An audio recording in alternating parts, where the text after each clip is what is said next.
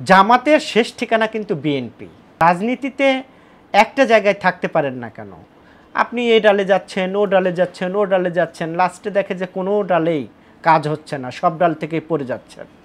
কিন্তু জামাতের শেষ ঠিকানা কিন্তু বিএনপি, এটা কিন্তু আপনার মানতে হবে। জামাতকে বিএনপি ছাড়া কেউ বাংলাদেশের রাজনীতিতে সেভ করতে পারবে না। অতএব জামাতকে উপলব্ধি করতে হবে যে তাদের শেষ ঠিকানা কোথায়। তাদের শেষ ঠিকানা হলো বিএনপি। বিএনপি ছাড়া জামাতের কোনো অস্তিত্ব নেই।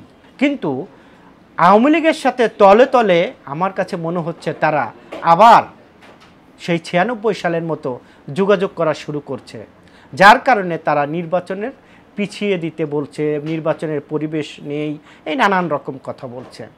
অর্থাৎ বাংলাদেশের মানুষ অবস্থান নিয়েছে আওয়ামী লীগ এবং ভারতের বিরুদ্ধে।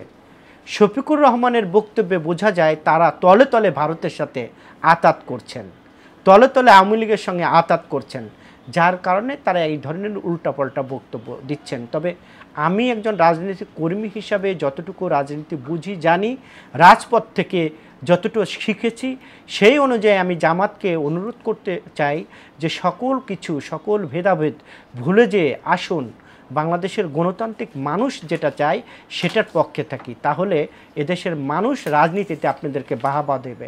ইতিমধ্যে কিন্তু 5ই আগস্টের পরে নানান রকম বিতর্কের সৃষ্টি হচ্ছে। এনসিপি বলেন, অন্যরা বলেন, নানান রকম কথা কিন্তু জামাতের বিরুদ্ধে বলছে। কেন বলছে? জামাত এই কাজের সাথে সম্পৃক্ততা। আজকে জামাত কেন বলবে যে নির্বাচনের পরিবেশ হয়নি? আরে বাবা, কি হয়েছে? নির্বাচনের পরিবেশ হয়নি। গণতন্ত্রের সৌন্দর্যই হলো নির্বাচন। নির্বাচন হলেই গণতন্ত্র থাকে এবং মানুষের অধিকার থাকে।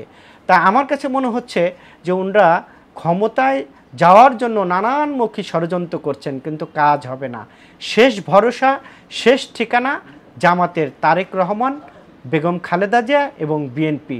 বেগম খালেদা জিয়া, তারেক রহমান এবং বিএনপি ছাড়া জামাতের বাংলাদেশে কোনো অস্তিত্ব নেই। এটাই হলো বাস্তবতা। কারণ আপনি যখন একটা ঘর করবেন, সেই ঘরের কিন্তু খুঁটি লাগে। সেই খুঁটি যদি না থাকে, সেই ঘর থাকে না। তা জামাতের খুঁটি হলো বিএনপি।